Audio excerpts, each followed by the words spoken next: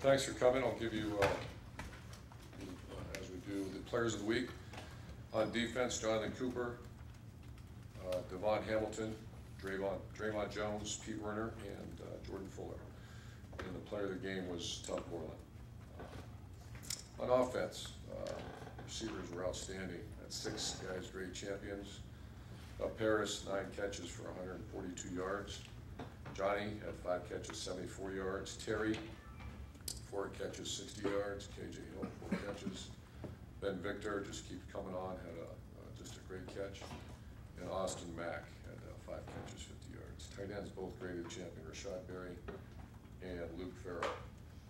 And player of the game was our quarterback, who had a really good day, 502 total yards, Dwayne Haskins.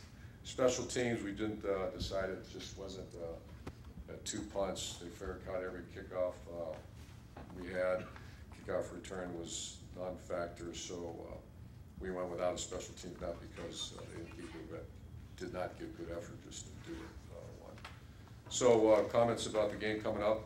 Best thing about 6-0, a chance to go 7-0 against a team that has a top 20 defense. They're young on offense, and it's just great to be back home. I'll answer your questions. Front row middle, Dave. Urban, halfway through the regular season, how do you feel about your offensive line? What do you like about the offensive line? What needs to improve with the offensive line? Well, we had 5 champions for several weeks in a row. This week we didn't play particularly well, so we got to get back to. I think protection are very good. You know, we got to get back to word balance. We've been saying that, and we're going to work again this week at that. Brandon Bone, we haven't asked you about him in a while. He's close. He is close. Okay. Yeah. So there's a chance he could come back relatively. There's a soon. chance. Yeah. Front row left, Bill. Urban, as you guys are trying to get some more things going in the run game, has there been any consideration to playing tape in short yardage or in the red zone just to bring that element back to the offense? There has been. There continues to be that conversation. What goes into that? What's the balance? Because you've talked before about the lack of depth at quarterback too. Just how much is that a factor, and also offensive rhythm when you're bringing in a new guy like that? Yes. Those are all the conversations that we have. You know, Tate's a very dynamic player, and those are questions we have every 2 hours. And with the offensive line, you mentioned it. It seems like they're holding up very well against the blitz and pass protection, but when teams are loading up against the run, it's inconsistent. Just what's the difference there when teams are loading up against the run and the pass, and what have you seen out of your guys handling both? You're very correct about the pressures, you know, and a lot of those are 5-man pressures that Dwayne has time and gets the ball out. The run game, it's a little more complicated than that. It's you know, we got to do a better job as coaches, a better job obviously with players, just executing the run game, because it's not always that. It's not always a loaded box. So once again, that's, you know, the weakness of our team right now is balance on offense and obviously pass defense. Second row left, Ari. Urban, you've been back for a few weeks since the tough month that you had. I was wondering, how has it been as a recruiter? I can imagine you always talk about being on top of it, making calls every day. You know, it's always changing. I mean, what was it like to have an absence like that and to come back? Can you just kind of take me through what it was kind of like for you? With all due respect, I like to just move forward, and it's been great. You know, we're working our tails off recruiting. We had a big visit weekend this weekend. The team's playing very well, so recruiting's going very good. Front far right over here, Clay. Pardon me for being nosy, but the headache episode on Saturday, it looked like to me you had a similar situation come at Penn State, and seems they come and they go quickly. Is it an issue, Coach? Well, I've been dealing with that cyst for many years, and we had that surgery several years ago, and when it does take place, it's just, you know, they give me some medicine, and I feel fine now. Just something I got to monitor. Front row right, Austin. It was a couple of years ago you said when there were things going wrong on defense that you would get more involved, trying to find out what the solutions could be. Are you at that point now? Are you getting in the mix with what's happening with those breakdowns? I have conversations. You know, I have so much confidence in the people doing it that we're going to get that fixed. Has there been a common theme that you've seen with those when those plays get loose? Yeah, there is. And I don't want to get into too much detail other than it's a variety of things, but getting second level, when someone gets a second level, get them on the ground, and then some coverage issues we've had. Those guys, the starters that left the game on Saturday, Cooper and Harrison, do you have any injury updates? Much better today. We'll know more probably later today or tomorrow, but much better. Third row left, Dan. Urban, being 6 games into the regular season now, kind of at the halfway point, what's kind of impressed you most about this team so far, and what do you see as areas that maybe haven't quite lived up to your expectations? Well, we've overcome some significant injuries. Most notable was Nick Bosa, and we're still finding ways to win games, and just really good people on this team.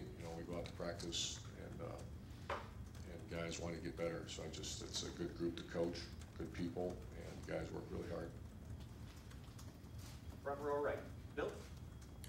Yeah, just another question about the defense. I mean, we are 6 games into it. At this point of the season, I'm sure you would like to be further along in terms of fixing those problems. Do you think that they are kind of systemic problems? I mean, when you look at them, do you think, okay, this is just one guy out of place, or do you think there's something serious going on here? Well, you look at the last half of the game, they held them to 100 yards against Indiana. Second half, and then also created a couple turnovers, stopped them on 4th down. So there's a lot of positives. What happens on the negative or interference calls or jump balls type things. We look at everything, overanalyze everything, so it's not as simple as this.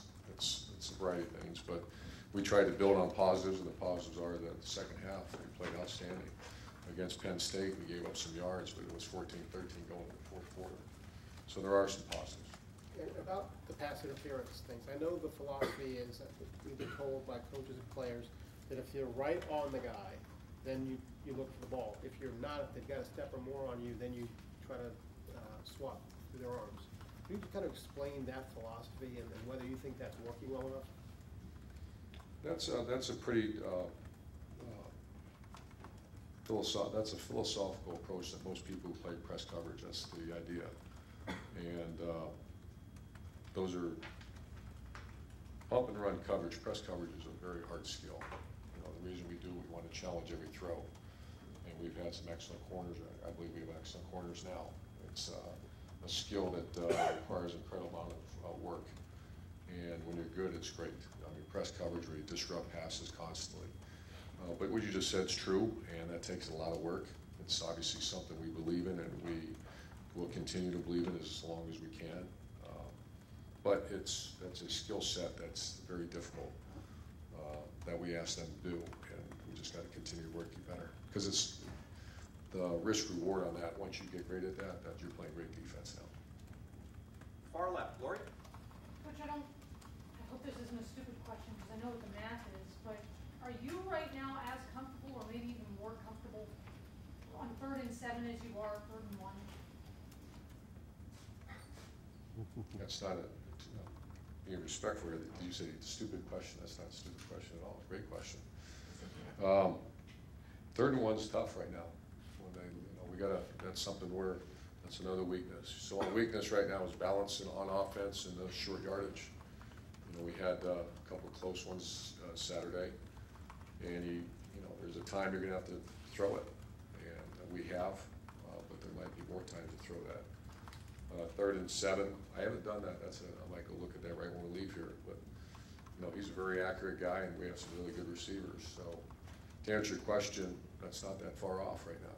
It used to be when the dual threat stuff, I don't want to say it was automatic, but it's pretty good. So that's a great question. Front row right, Tim. Yeah, I was going to follow up with that, Urban. You look at Dwayne Haskins Jr., he appears to be a prototype, almost pocket kind of passer kind of guy. Would that lead you down the road to getting him under center sometimes for those kind of situations? I mean, it doesn't really give you anything. Yeah. Maybe a quarterback sneak, but it doesn't. Whether you're a shotgun, you're still they don't change their defense. Yeah. The whole idea being is that when you take that quarterback position and it's a handoff player, they can plus you by 2. Does that make sense in those situations? Yeah. And that's what's happening right now. And with that kind of player, which we've had before, is that the answer is you have to throw it a little bit more often on those short yardage situations. And I think we had one last week where we were short yardage and we threw a little out cut and got the first down. So we just got to be willing to do that. No, that's the thinking, yeah. Minnesota, I mean, they started out pretty good. Very good. Yeah. Top 20 defense. Yeah, last 2 weeks, though, they've had a tough time defensively, it looks like, but what just stands out about them? Their defense is outstanding. They're not a big pressure team, but they got a great pass rusher, number 45, excellent player. And they had a tough injury to one of the best players in the conference. But their defense is outstanding.